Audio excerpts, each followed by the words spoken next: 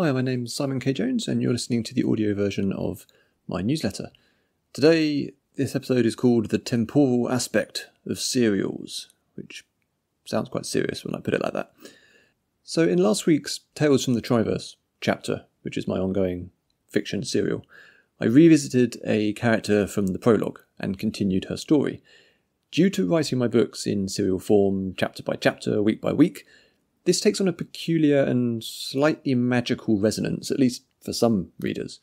If it was a normal book, which readers were holding in their hands, they might have read that prologue a couple of days prior or a week or two ago, depending on their reading speed.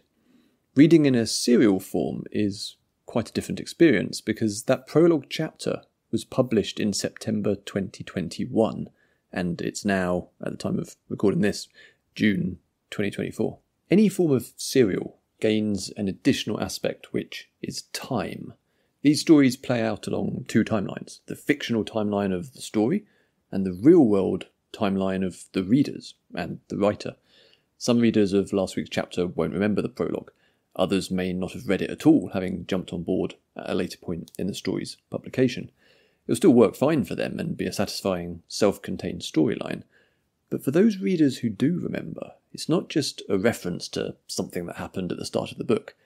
Instead, the serial is reaching back through time to an earlier version of that reader. September 2021 will trigger memories that have nothing to do with Tales from the Triverse or stuff that I've written, and everything to do with that reader's life. We rarely stay the same for long. The person I am today is slightly different to my 2021 self. That prologue I wrote back then is not the same prologue I would write today if I was starting over. When you're writing a serial, the chapters themselves become anchored in time, waypoints along the road for readers and writer. In mid-2021, when I was working on that chapter, we were still in the thick of COVID-19. Lockdowns were a regular thing, as was wearing a face mask.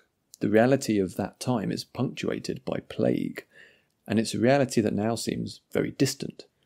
I was on the cusp of changing jobs, moving from the National Centre for Writing to one further.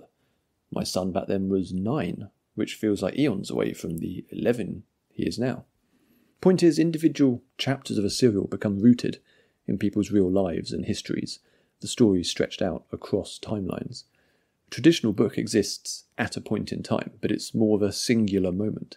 A serial is closer to watching a television show, except that tends to be more fragmented due to the production time of TV seasons, especially in the streaming era where delivery of new episodes and seasons seems very arbitrary.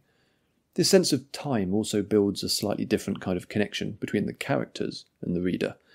When you've been spending time with characters and reading about them for months or even years, you're attached in a very particular way that is slightly different to a book that can be consumed in a matter of days. There will come a time, probably this year, when I complete the Tales from the Triverse project, at which point there will be no new stories or adventures for these characters. The conclusion of any story has an element of mourning and grief to it, the knowledge that you can never go back to the same place, with even a reread not being the same as the first time. The final quirk of writing a serial is the endgame experience, after the project is finished and the story is told.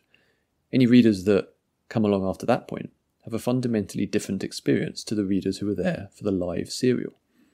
Someone buying a paperback collection of Triverse 2 years from now will read it as they might any other book, over a few days or weeks. None of this is better or worse than any other form of storytelling. There's no hierarchy or judgment in what I'm musing on today. But it's absolutely a point of difference, one that I find endlessly fascinating as both a reader and as a writer. Okay, thank you for listening. You can find more and some interesting links and stats about how ridiculously big Tales from the Triverse is over on the newsletter version of this at simonkjones.substack.com, where you can also leave comments and subscribe and do all of that kind of stuff. Thanks for listening.